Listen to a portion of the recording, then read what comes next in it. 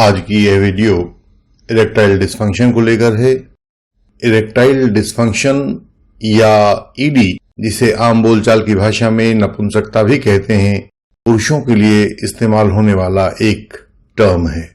जिन्हें erectile dysfunction होता है उन्हें अपनी मैराइटल रिलेशंस के दौरान या तो इरेक्शन बिल्कुल नहीं होता या फिर अगर होता भी है तो वे उस इरेक्शन को बरकरार नहीं रख पाते हैं। कुछ सेकंड में ही सब कुछ खत्म हो जाता है। वैसे तो इरेक्टाइल डिस्फंक्शन की समस्या किसी भी उम्र के पुरुष में हो सकती है, लेकिन आमतौर पर यह समस्या 40 साल से अधिक उम्र के पुरुषों में ज्यादा देखी जाती है। इरेक्टाइल डिस्फंक्शन दो तरह का होता है, या तो शॉर्ट टर्म इरेक्टाइल डिस्फंक्शन होगा या लॉन्ग टर्म होगा।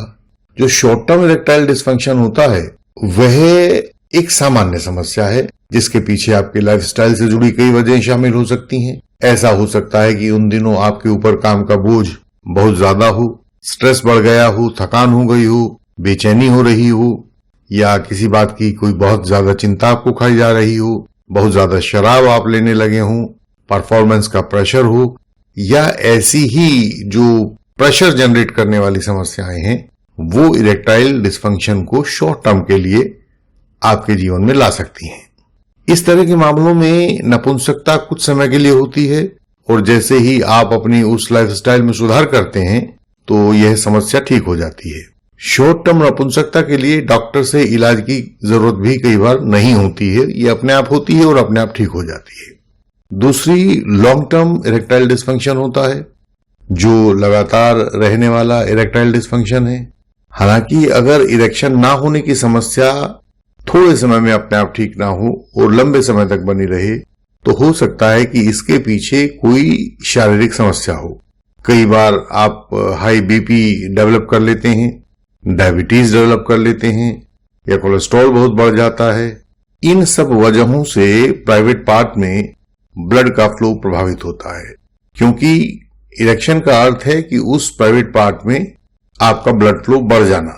यदि किसी कारण से ब्लड फ्लो नहीं बढ़ेगा या ब्लड फ्लो नहीं होगा तो आप इरेक्शन महसूस नहीं कर पाएंगे। तो अगर ऐसी कोई समस्या आप जनरेट कर ले रहे हैं जिससे आपके प्राइवेट पार्ट में ब्लड फ्लो नहीं होता तो इरेक्टाइल डिस्फंक्शन की लॉन्ग टर्म समस्या आपको हो जाती है।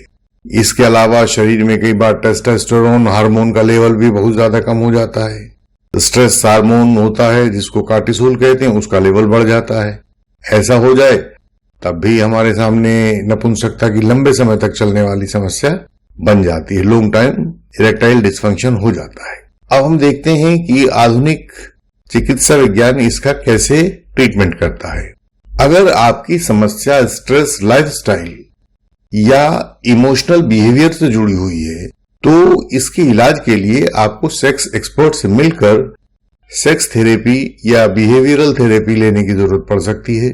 बहुत से डॉक्टर इरेक्टाइल डिस्फंक्शन के इलाज के लिए कुछ दवाइयां जैसे वायग्रा भी आपको देते हैं और उसको सेवन करने से कुछ समय के बाद देखा जाता है कि आपको इरेक्टाइल डिस्फंक्शन से लाभ हुआ है। लेकिन लॉन्ग टर्म में वायग्रा लेने से आपकी जो इरेक्टाइल पावर है वह रही सही भी जाती रहती है। तो लॉन्ग टर्म में वायग्रा लेने से आप बिल्कुल अपने जीवन को नष्ट कर लेते हैं। इन दवाओं के सेवन से प्राइवेट पार्ट में उस समय तो ब्लड का फ्लो बढ़ जाता है, लेकिन यह आपके शरीर से उस ताकत को निकाल लेता है और कभी भी बिना इन गोलियों के लिए हुए फिर वो अपनी इरेक्शन नहीं कर पाता है। तो इसका सही इलाज होम्योपैथी ने दिया है। देखते हैं कि होम्योपैथी इरेक्टाइल डिस्फंक्शन को कैसे ठीक करती है।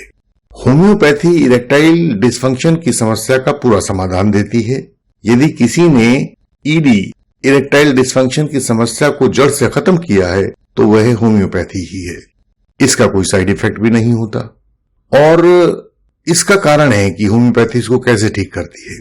कारण यह है कि होम्योपैथी हर छोटी छोटी बात पर ध्यान देती है। अपने वर्षों के अनुभव के आधार पर हमने होम्योपैथी की इरेक्टाइल डिस्फंक्शन से होने वाली समस्या पर एक दवाई तैयार की है जिसने बहुत सारे लोगों पर अद्भुत असर दिखाया है। इरेक्टाइल डिस्फंक्शन दूर हो जाता है। यहाँ हमने डिस्क्रिप्शन में एक लिंक दिया है, वहां से आप दवाई मंगवा सकते हैं और यह दवाई मुफ्त उपलब्ध है। इसके लिए हम कोई चार्जेस आपसे नहीं लेते हैं। इस दवाई को इसलिए मुफ्त रखा गया है कि हर व्यक्ति इसे लेकर इसका लाभ उठा सकता है। तो लिंक में दिए गए एड्रेस को आप क्लिक करिए और वहां जाकर अपना नाम पता दर्ज कराइए और आप वहां से फिर अपनी मुफ्त दवाई मंगा सकते हैं। लेकिन जो व्यूअर्स हमारी दवाई नहीं मंगवा सकते हैं या मंगवाना नहीं चाहते हैं, उनके लिए हम अलग अलग दवाइयों की चर्चा करते हैं, उसे सुनिएगा। पहली दवाई है एग्नस कास्टस, होम्योपैथी की दवाई है और यह दवाई पूरे सेक्सुअल सिस्टम पर काम करती है, सेक्सुअल पावर को बढ़ाती है। ये दोनों वर्गों के लिए काम करती है, यानी कि मेल के लिए भी फीमेल के लिए भी पूरी तरह लाभदायक है। जहां पहले बुरी आदतों से सेक्सुअल पावर को नष्ट कर दिया गया था, वहां भी उसे दोबारा बरकरार करती है, रेस्टोर कर देती है। जिन लोगों के अंग कमजोर हो गए हैं और जिनकी इच्छाएं मर गई हैं, उन्हें भी ये दवाई काफी लाभ करती है। दूसरी दवाई है कैलेडियम सैग्विनम। यह दवाई जेनाइटल्स की और वहां की खुजली से संबंधित दवाई है। ये लोग बाईं तरफ लेटें तो इनकी समस्याएं जाग जाती हैं, इन्हें प्रॉब्लम शुरू हो जाती हैं। ऐसा लगता है जैसे जेनाइटल्स में हवा भर गई है, लेकिन उसमें ताकत नहीं होती। सोते हुए लगता है कि इरेक्शन हो चुका है, लेकिन आंख खुलते ही वो सब गायब हो जाता है। तो जहां ऐसा हो, आप कैलेडियम सैग्विनम को इस्तेमाल कर सकते हैं। एक अन्य बहुत चमत्कारी दवाई है डैमियाना। डैमियाना नसों की दुर्बलता की दवाई है। शरीर की दुर्बलता के साथ साथ मानसिक और स्नायु की कमजोरी भी बहुत ज्यादा हो जाती है। पुरुषों में प्रोस्टेट पाया जाता है और महिलाओं में मासिक चक्र की समस्या आ जाती है। यह डैमियाना दवाई इच्छा समाप्त हो जाती है तो उसको भी पुनः जागृत कर देती है। ऐसी ही एक दूसरी दवाई है नुफर या नुफार लुटियम। बहुत मार्के की दवाई है। इसे इस्तेमाल करके लोगों ने अपने जीवन को बर्बाद होने से बचाया है। जिस पेशेंट को शारीरिक, मानसिक और स्नायुविक दुर्बलता रहती है, उसका डाइजेशन भी कमजोर होता है। उसको स्टूल्स और यूरिनेशन के दौरान प्राइवेट पार्ट से सफेद बूंदें भी निकलती हैं, तो उन्हें नुफार लुटियम दिया जाता है। नुफार लुटियम के पेशेंट का पूरा जेनिटेलिया खराब रहता है। ये पूरा का पूरा सिस्टम यहां पर ठीक ढंग से काम नहीं कर पाता। एक बहुत शानदार दवाई है सेलिक्स एन। सेलिक्स एन स्त्री और पुरुषों दोनों पर काम करती है। इन पेशेंट्स की भावनाएं और कल्पनाएं बहुत रंगीन और बढ़ी चढ़ी रहती हैं, लेकिन परफॉर्मेंस के समय सब कुछ खराब हो जाता है। यह पेशेंट इरोटोमैनिक भी हो जाता है, यानी कि इसे हर समय अपने चारों तरफ वही अपोजिट सेक्स दिखाई देता है और सेक्स प्ले दिखाई देते हैं, कल्पनाएं ऊंची हो जाती हैं, सारा दिन उसी के बारे में सोचता रहता है। लेकिन जब भी साथी के साथ होता है तो वहां कुछ कर नहीं पाता। ऐसे लोग अकेले वाले गेम्स खेलने लगते हैं।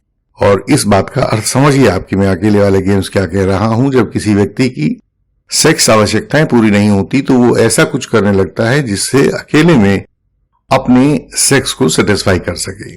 वो सेलिक्स निग्रा के पेशेंट होते हैं। उनके टेस्टिकल्स में आमतौर से दर्द रहता है। एक बहुत शानदार दवाई है होम्योपैथी में जो जेनाइटल्स की प्रॉब्लम्स के लिए है और इरेक्टाइल डिस्फंक्शन को बिल्कुल दूर कर देती है, और वह है सेलेनियम मेटालिकम।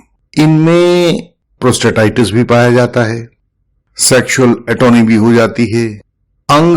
सेक्सुअल एटोनी का मतलब है कि आपके जो अंग हैं वो ना फैल सकते हैं, ना बड़े हो सकते हैं आवश्यकता के समय, और ना ही सिकुड़ सकते हैं। उनका साइज लगभग एक जैसा हो जाता है, वो मरे से हो जाते हैं। इन लोगों से गर्मी सहन नहीं होती है, जल्दी जल्दी हाँफने लगते हैं, पसीने छूटने लगते हैं, कामुक विचार दिमाग में तो बहुत आते हैं, लेकिन डिप्रेशन रहता है। इन पेशेंट्स का जो सेलेनियम मेटालिकम के पेशेंट्स होते हैं, अगर आप ध्यान से देखेंगे तो इनके बाल जो हैं वो भौं से भी निकलने लगते हैं, मुंह से, दाढ़ी से। मतलब एक तो सिर का हेयर फॉल होता है, सिर के हेयर फॉल के बजाय सेलेनियम के पेशेंट का अलग अलग हिस्सों से भी हेयर फॉल होने लगता है। आप देखेंगे इनकी दाढ़ी बड़ी अजीब सी हो जाती है, बीच में से चवन्नी के बराबर के आकार के बाल नीचे गिर गए हैं, मूंछों में भी ऐसा हो गया है, और शरीर के प्राइवेट पार्ट्स के जो बाल होते हैं वो भी इस तरह से वहां से झड़ने लगते हैं। तो सेलेनियम को जेनाइटल प्रॉब्लम्स के साथ साथ, इरेक्टाइल डिस्फंक्शन के साथ साथ बालों की गिरने की और जो नॉन ट्रेडिशनल जगहों के बाल है वो गिरने की समस्या भी रहती है। होम्योपैथी की एक दूसरी शानदार दवाई है योहिम्बिनम। योहिम्बिनम दवाई के कारण जो इरेक्टाइल डिस्फंक्शन होता है वो उसके सेंट्रल नर्वस सिस्टम में कहीं छिपा रहता है। उसकी ब्रेन में से ये इरेक्टाइल डिस्फंक्शन निकलता है। इन लोगों को थोड़े से एस्थमेटिक रोग भी मिलेंगे, श्वसन संबंधी रोग भी मिलेंगे। और जब ये लोग एफ्रोडीजियक होते हैं जिनसे आप अपनी काम उत्तेजना बढ़ाते हैं, जब योहिम्बिनम के पेशेंट एफ्रोडीजियक, उदाहरण के लिए जैसे वियाग्रा या दूसरी दवाइयां जो होती हैं ऐसी, उनका इस्तेमाल करते हैं तो इनके ऊपर बहुत सारी मुसीबतें टूट पड़ती हैं। इन्हें अनेक साइड इफेक्ट्स देखने में मिलते हैं। तो सीधी सी पहचान है कि जो व्यक्ति एफ्रोडीजियक से परेशान हो जाता हो, कम उत्तेजना बढ़ाने वाले पदार्थों से परेशान हो जाता हो उनको लेने से, उसे योहिम्बिनम दिया जाएगा होम्योपैथी का, तो उसे बड़ा लाभ हो। इनके जेनाइटल्स में ऐसा लगता है जैसे कि एक बंद सा लग गया हो, नींद नहीं आती है। जब भी ये लेटते हैं तो इन्हें पिछली जिंदगी की बातें अपने सामने फिल्म की तरह चलती हुई नजर आती हैं। तो ये हमारी होम्योपैथी की कुछ एक महत्वपूर्ण दवाइयों के बारे में हमने जिक्र किया है। फिर दोबारा कह देता हूं कि इरेक्टाइल डिस्फंक्शन के लिए हमने अपनी होम्योपैथी वाली दवाई बनाई है। इस दवाई से अनेक ब्यूरोक्रेट्स, जजेस, बड़े अधिकारियों का जीवन बदल दिया है। जो अपनी जिंदगी से निराश हो गए थे, जिनके घर टूट के कगार पर थे, वे अब आनंदमय जीवन जी रहे हैं। डिस्क्रिप्शन में लिंक है, वहां से आप दवाई पा सकते हैं और दवाई मुफ्त होगी। ऐसी ही जानकारी वाली अगली वीडियो में फिर मुलाकात होगी। तब तक के लिए प्रणाम।